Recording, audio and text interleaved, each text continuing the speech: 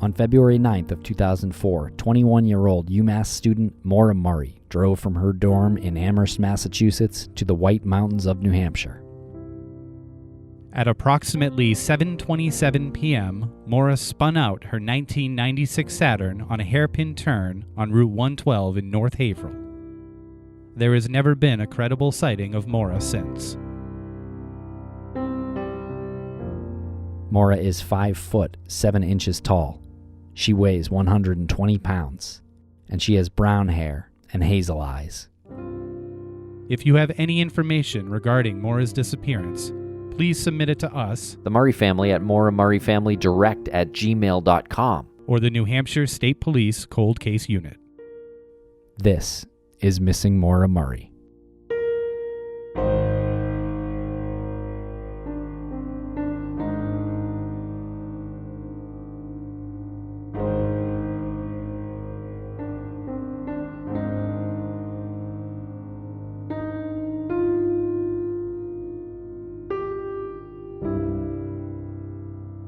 Welcome back to Missing Maura Murray. I'm Tim, here today with Lance. Lance, how are you today? I couldn't be better, Tim. Could not be better. How are you today? Today, Lance, we are introducing our live show that we had with the Prosecutors Podcast from just last week.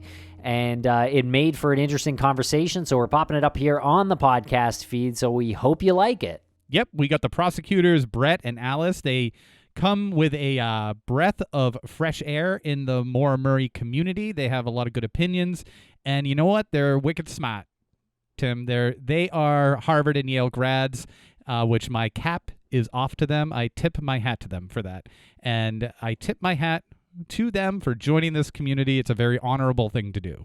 Okay, everybody, and make sure to check us out tonight, Thursday night, August 13th. We're doing a live show, not necessarily a Maura Murray night, but, feel free to bring your questions. Exactly. We usually have a guest, but tonight we felt like maybe Tim and I should just answer some questions from the audience. So the guest tonight is you. And I'm not talking to you, Tim. I'm talking to the royal you. Ah, okay. Well, that's you out there. So make sure to tune in tonight, 9 p.m. Eastern. It's on Get Vocals. There is a link in the show notes. And make sure to check out the Prosecutors Podcast and find them on Twitter. There are links for that as well. Thanks a lot for listening.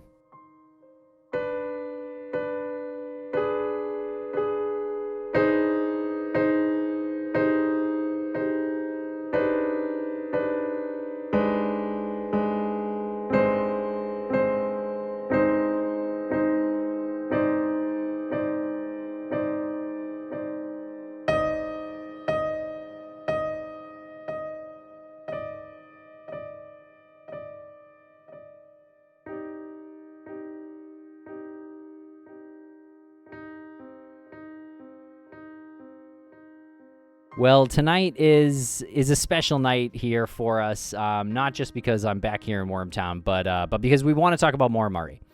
And those episodes were with the Prosecutors Podcast were pretty compelling, and like we said in the intro, Lance, it kind of they bring like a vibe where it's like safe to talk about things again. It was kind of weird there for a while, and I think a lot of people felt this too out there in the community. It's Alice. How's it going? Alice, what's up? Sorry, I kicked Brett off by accident, so he is actually creating an account to come on. So sorry about that. No worries. So Alice, we want to talk about Maura Murray tonight, and we were kind of just going over the recent episodes with you and Brett, and how did you think they went? Thank you guys so much for having us. I thought it went great, but I think everyone in the chat room may have some strong thoughts. I know that we may have said some things that were controversial. I think that it was, at least Brett and I have been pretty consistent in our views from our 4 episodes and kind of just expounding upon them with you all. So hopefully I'd love to hear dissenting thoughts. That's what lawyers do. We debate all day long. But what we really appreciated about you guys is we said this, maybe people aren't asking the right questions. And so I think it's great that people are asking different questions and asking them from different views. We all bring different backgrounds to any problem that we may encounter. And so just looking at this chat room, all of these people have different backgrounds and different viewpoints. And if we all ask the same question slightly differently, maybe we'll hit the nail on the head. Yeah, totally agree with you. And before we dig in any deeper on Maura Murray, I just want to point out that we've actually never seen you and Brett in the same room at the same time, and he popped off, and then you came on. So I'm almost wondering if you have a Brett mask on the back of your head. Yeah, definitely happening. Okay. I think that's a theory on Reddit. I think so. Oh, there he is. We just yeah. It wasn't just me throwing my voice the whole time. Wow. Hey, Brett. They you totally ruined it. They thought that I had a Alice mask as Brett. That's the comment section was running wild with that, so we just squashed that rumor right away. Yeah, Sorry, everybody. Sorry to blow up that conspiracy theory, but gotta do what you gotta do. I do have a legit question. You said that you throw out some controversial ideas or concepts in Maura's case, in Maura's disappearance. I don't even know if we asked this when we interviewed you, but it's been on my mind since that interview and since reading the dialogue that's been happening on Twitter in the interim. When you first discovered Maura's case, what were your initial thoughts, and how have those developed? Because you're relatively new to Maura's case. So how did you come up with your controversial notions or controversial ideas? Yeah, I mean, I guess we're relatively new to it as podcasters.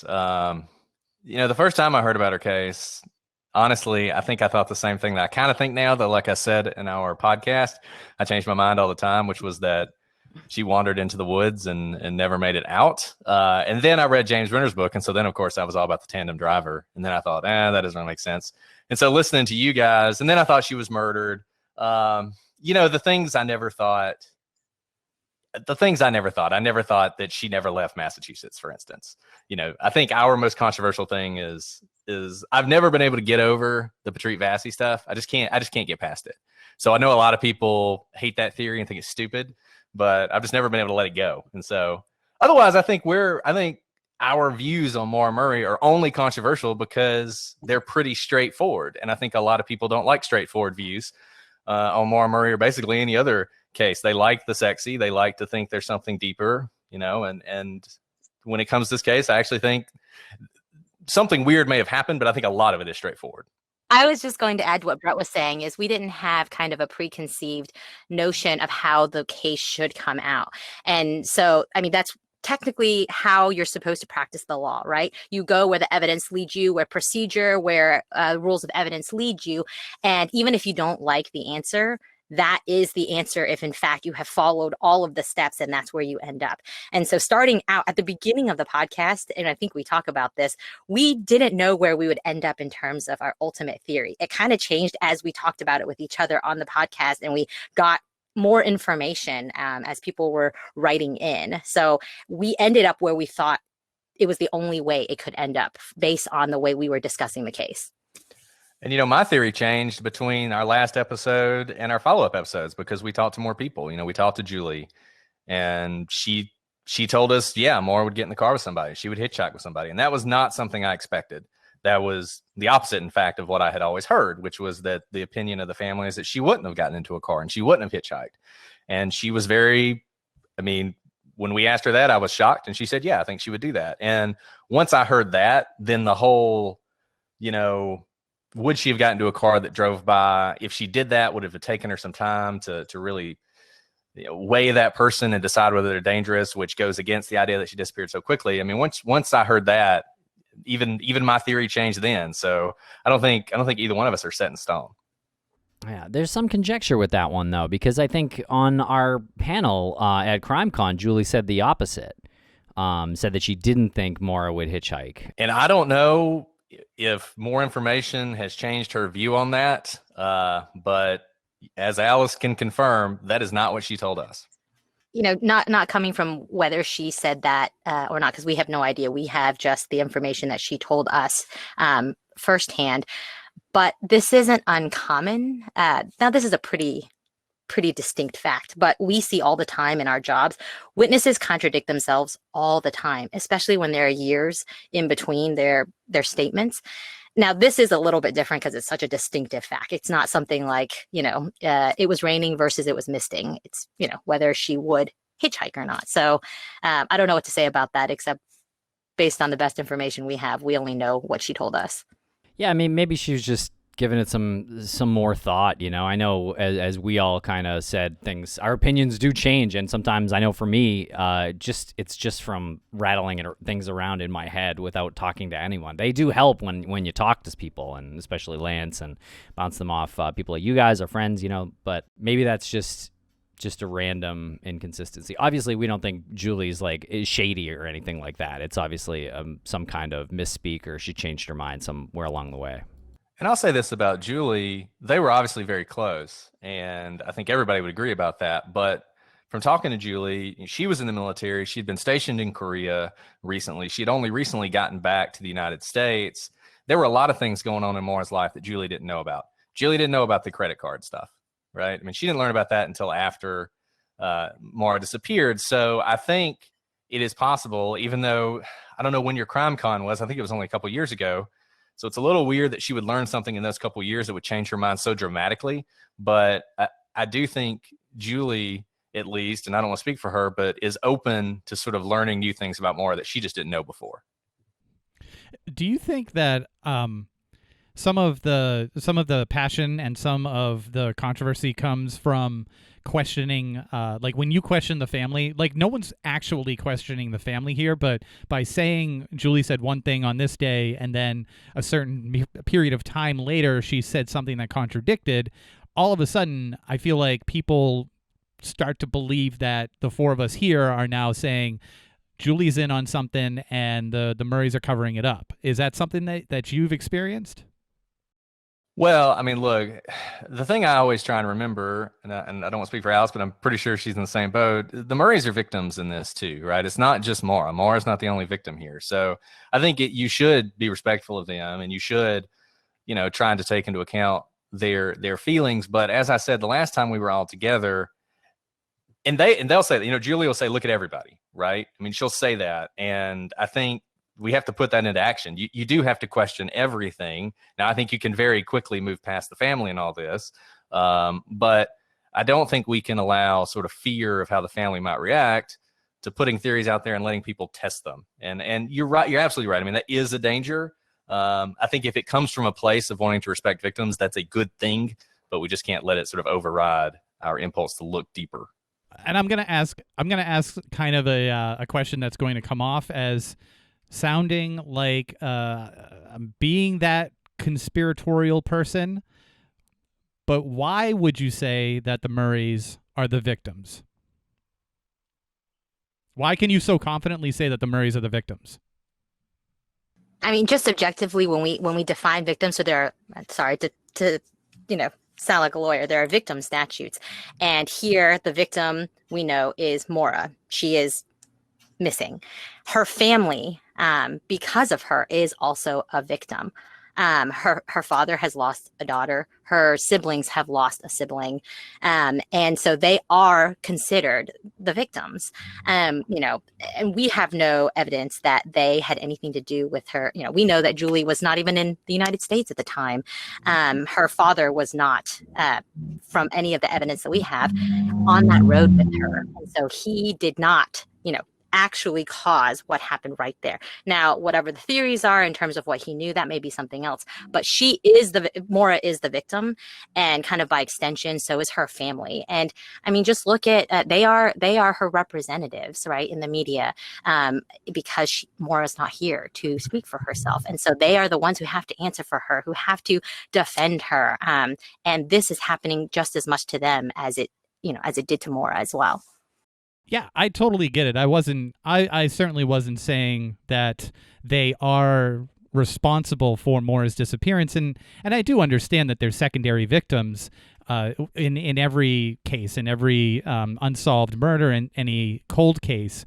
I'm starting to wonder sometimes how fast, not just with this particular case, but how fast people automatically go to, well, the family, they're also victims, and it sort of takes some of the focus off of something that might be there. And I'm not I'm not speaking specifically about Maura's family. I'm not speaking specifically about the Murrays. But since the beginning of this, since Tim and I have started looking into this, it's always been you have to treat them a certain way. And I get it. Like, I really do. Is that the case with every single family? I mean, let me say this. I think just generally, I mean, number one, generally speaking, the people closest to you are the ones who are most likely to murder you. So you do always have to think about that, right? I don't think we have that situation here. Generally speaking, though, I think actually you make a really good point. And that's that you do have to be careful about family, and you do have to be careful about other victims. And we see this in case after case after case. Alice and I are doing the Ray Rivera case right now on Prosecutors Pod. And Allison, who everybody's seen on Unsolved Mysteries, she has a very firm view of what happened. And that view can actually be detrimental to getting to the truth. We did There's Something Wrong with Aunt Diane, where Diane Schuler drove drunk and high the wrong way on a road and killed 8 people. And her family has spent years trying to prove that she wasn't responsible for that. She was responsible for that. So to the extent you're saying that, just because somebody's family and just because they're victims means you have to accede to their demands or do whatever they say or no matter what, don't offend them. I agree with you 100%. Yeah, but we're not saying that about the Murrays. Yeah, and also I just want to say justice for DJ. Amanda is here, and her brother is she lost her brother. Her brother technically, I guess, was a victim of suicide, but he was murdered, and she's saying she feels like a victim. I see her, like we've spoken to her, we know her, and I would never think that about someone like her, And I'm not saying that I would think it about someone from like on the Murray's family, but they're like you use the Aunt Diane story. That is a crazy story. Is it Aunt Diane? Diane, right? Yeah. That is a crazy story, and you see the rest of the family just like full throttle. She was not responsible, but it's like no. I mean, there's tests that have been done on her. Like she was. That's a huge difference. Well, and in the chat, Pelfrey the dog has made a point where even in this case, we see the problems that can come from family. And I know Fred regrets it deeply, and I've heard him say on interviews that he regrets it deeply. But the fact that one of the first things Fred said about Maura was that she may have done the old squaw walk, she may have killed herself. I mean, that certainly affected the way the police looked at this case. I don't think it means that no one looked for Maura. I don't think it means they assumed she killed herself, but it certainly affected the way they looked at it. And it probably meant they didn't look as hard. And it certainly meant that they went in thinking, we got a suicide here. We're going to find this girl's dead body a mile in the woods, with a bottle of vodka and sleeping pills or whatever. So, I mean, you're right. There is a danger there, and you just have to be careful about it. When we talk about Maura's state of mind, I feel like I don't know, I want to say we gloss over this, but I was looking at some footage that we shot, Lance, from Amherst, Massachusetts, back in 2015, just last week, and looking at that intersection again where Maura crashed her car at 3:30 a.m. And it's a T-shaped intersection. It's like, I don't know what happened there. I mean, it makes me really sad to think about. I mean, I remember we once said, oh, maybe she fell asleep from the dorm, but it's like right there, It's like, God, you could throw a stone from the dorm to that spot. Like, she didn't fall asleep. Like, what happened there? Was she, how upset was she, and why? Like, she drove straight into the guardrail. She didn't turn her wheel, Maybe she turned it a little bit, but what happened? Well, and I think that's, as we talked about, sort of going back and starting at the beginning, and I think there's a lot of people on the internet doing that. We've been involved in a 25,000 tweet Twitter thread about this. Sort of thinking about these things again critically. Everybody's thought about that accident and what it meant to Maura and what it meant totaling. Excuse me. I know that's an issue for some people. Really damaging her dad's car, and how that might have affected her. But I think you're absolutely right. Why did she get in that situation in the first place? I've always assumed it was alcohol, but I will tell you, after hearing about that message from Kate and thinking about the fact that she went off with some guy. A lot of people have raised the possibility that she was assaulted. That would make sense as to why she was so upset and why she felt like she needed to go and see her father as soon as possible. Yep. And one thing that we really, when we were doing the podcast, we looked at the timeline very intensely, right? Timeline, not just in terms of the crash that led to her disappearance, but the days leading up to it. And I think Brett notes in the episodes, it's really interesting. Maura doesn't seem to sleep for days before she goes missing. So something's happening. I assume she is someone who sleeps typically. So I don't think that crash at 3:30 in the morning was necessarily one event that she was just upset then. It seemed like there were days of stress leading up to it. And I agree with how do you T-bone something like that, something that seems so obvious, which is why we spent and you guys have spent so much time questioning what was going on in her mind leading up to her going up to New Hampshire. We've been talking about the party, and she left the party, and maybe she was drunk, which caused her to go straight through that T intersection and hit the guardrail.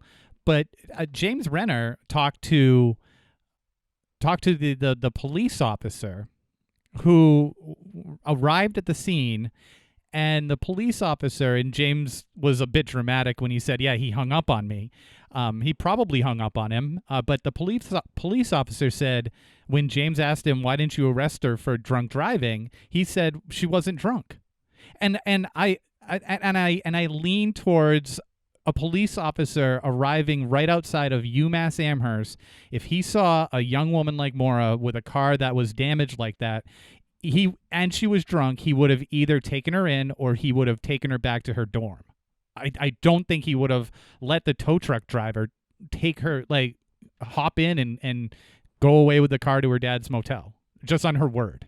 I mean, he has a strong incentive to say that right now. I mean, I'm just The officer.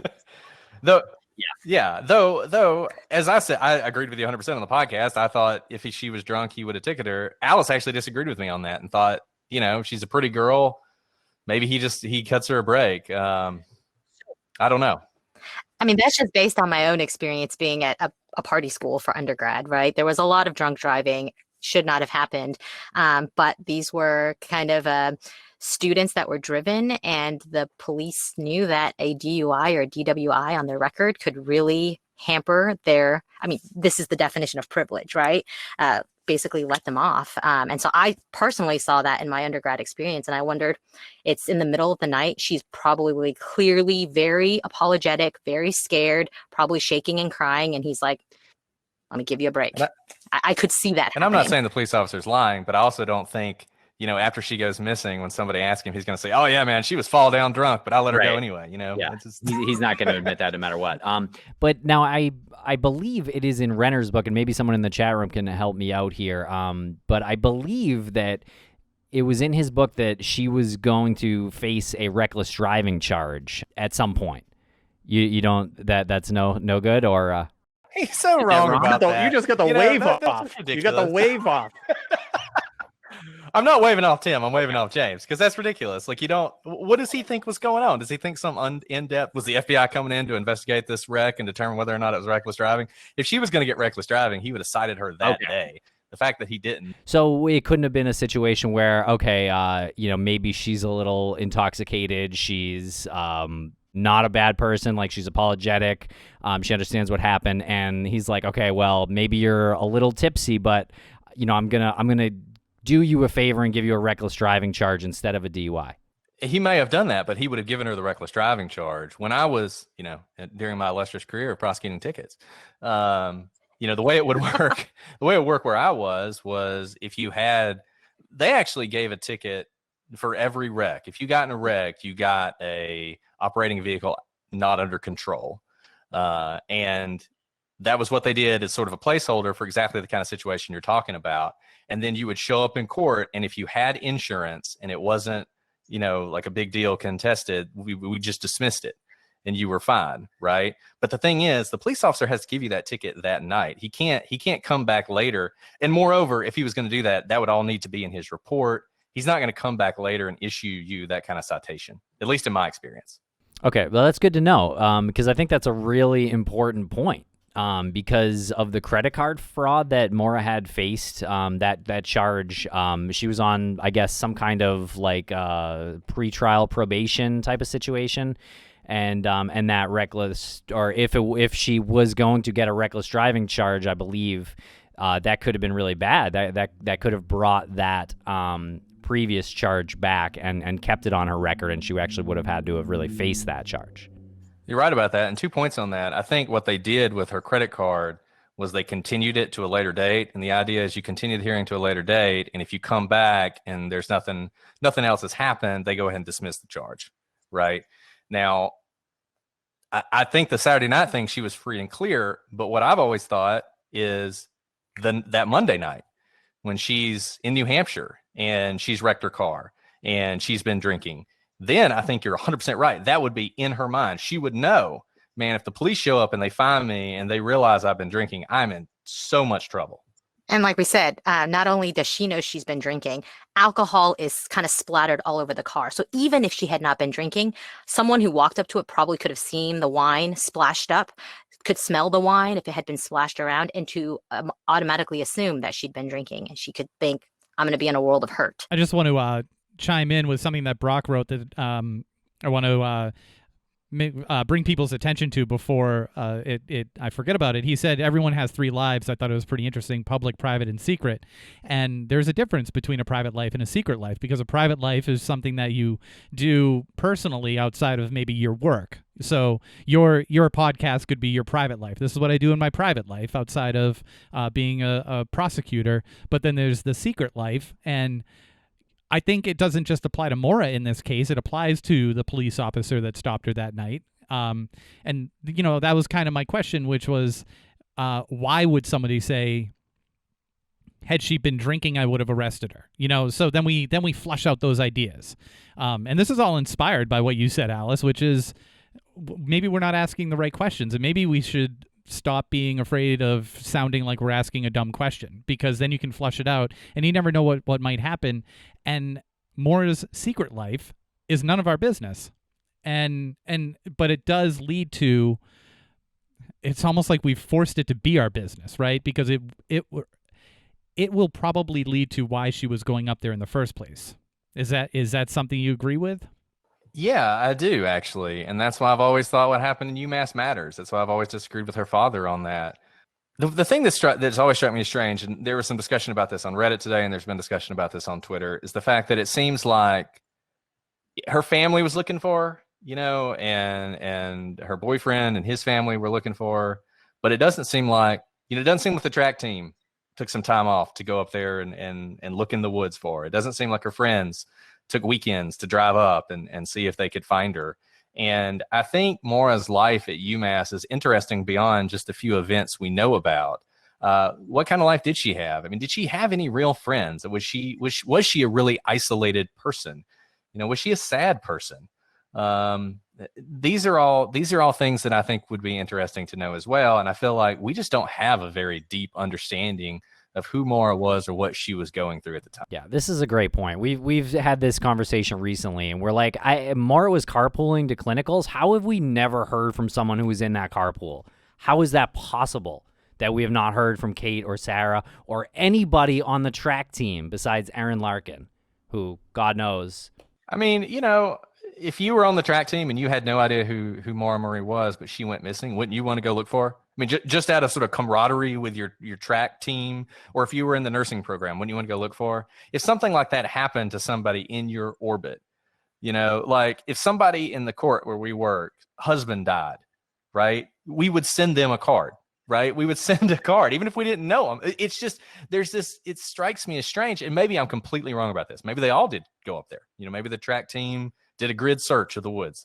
I don't know, but it certainly seems like none of that happened. And that's always been something that has just rubbed me the wrong way. On that, you have Maura's boyfriend at the time, Bill, who jumped through flaming hoops to get out of being at Fort Sill, right? He jumped through hoops. There's no way. I mean, we've talked to him. We've talked to other people who have experience with this. His girlfriend, not his fiance, not his wife, not his sister, not his mother, his girlfriend is missing for like a day. I mean, you could probably say your girlfriend's been missing for like hours. And now it's an emergency for you to get out of here. you're a cadet here. Like you have a responsibility here. He had to personally call his superiors, and he was calling. I'm not throwing shade at Bill. I'm saying what he did to get out of there was impressive. To get out of being at Fort Sill to go look for his girlfriend who had only been missing for slightly longer than a day, and he's calling Kate. We've seen the phone records. Like, he's calling her friends, calling dorms, calling cell phones. How are they not up there looking? Like, how, and maybe they were, and we just don't know. But where did they go? Where did all of these people go? Why, everyone's talking about having to, we're all in this for Maura's memory and for the family and to bring closure. We're fucking strangers to the whole thing. And you have people who are right in the middle of it who are silent. Like, what is going on? I think yes, exactly. Where is everybody? No, I was thinking exactly that today. Like, right now, there's all these people who want to find out what happened to Maura, and we're all people who never knew her, never met her. But the people who should have wanted to find her right then and maybe could have made a difference very early on, it doesn't seem like they had any interest in finding her. And I don't understand that. I don't understand that. And I mean, I don't have any answers for you. Nobody does, because to this day, these people refuse to talk. And I don't think we can just blame James Renner for that. It wasn't James Renner's fault that Kate apparently was not up in New Hampshire looking for Maura. Whatever Kate may blame James Renner for now. And I have no answer for you. I mean, look, I know the conspiracy folks, and they know who they are, don't like me because they think I'm not very conspiracy oriented. But the way the friends acted is enough to have me like down the I know what you did last summer road where anything is possible. So like the non-conspiratorial reason, and I completely agree with you guys. I mean, I have talked about how, friend of a friend of a friend, something happens to them and I'm so deeply affected, and I want to join GoFundMes and whatnot. But my one thought is, why is no one talking about her? Why did no one go up there? And maybe it's because those who were supposed to be closest to her, whether it be the track team, whether it be the nursing school, maybe felt guilty that they didn't know more about her. And I don't think it's necessarily the friends or the classmates or the track teammates' fault. But when you're supposed to know more about someone and you don't, you start to question if it's you. But in this case, it kind of seems like it's on Maura's end, that for some reason she has kept her secret life. All of our secret lives are different varying degrees of secret, right? I think Maura's secret life was very, very, very secret. And maybe when this all exploded into the news, onto campus news, maybe those who were supposed to be close to her thought, geez, is it me? Is something wrong with me that I was on a track team with her, that I shared a car with her every Monday to go to clinicals, and I don't know more about her beyond her name and maybe that she has a couple siblings. And there may be some guilt coming from their end at the beginning when they didn't realize that they were not alone, that in fact, everyone felt the same thing. No, but that's still a story to tell, and I really like what you said on the episode with us recently, Alice. You were talking about how there's a lot of mysteries here, and if everyone puts out what they know, maybe some of these dots can actually be connected, because there's too many mysteries for them to all actually be part of the mystery. It doesn't make sense. Sorry, I'm getting a little fired up here. Well, I mean, could it simply be that? I'm just playing devil's advocate, but you said maybe Maura's secret life is so secret that, maybe she just had such a secret life, right? Or could it be what are your feelings on it being the other way? Like, maybe it was just a mundane life and she didn't stand out and she didn't do anything that was, noteworthy in the time that she spent at UMass that separated her from other people. But maybe that's the case. It's hard for me not to jump down your throat on this one. She was extraordinary. She was incredible. She set records. Sorry, she set track college. Yeah, but sorry. She set track records at UMass. Not at UMass, no. Right. That's what I meant. Like, maybe her existence at UMass was so mundane in a college that has thousands of people. Maybe someone says at one time, oh, well, Kate was her closest friend, but you're talking about it being relative. Like, Kate was her closest friend because she ran with her on the track team for a little bit. Maybe that's the case. Maybe there isn't something so, eyes wide shut about everything. And her track time probably went down because she was smoking all those cigarettes, I mean, who knows? Look, it's certainly the case. Maura, she transferred into UMass. I'm sure that was a difficult situation. She transferred into the track team. I'm sure that was a difficult situation. And I don't know. I've heard people say that Maura was really happy at UMass. But then, maybe the reason her room is packed up, and I know people disagree to the extent it was packed up, maybe she was thinking about leaving. I don't know. But we would know more if there was anybody at UMass who seemed like they knew anything about Maura who could tell us these things.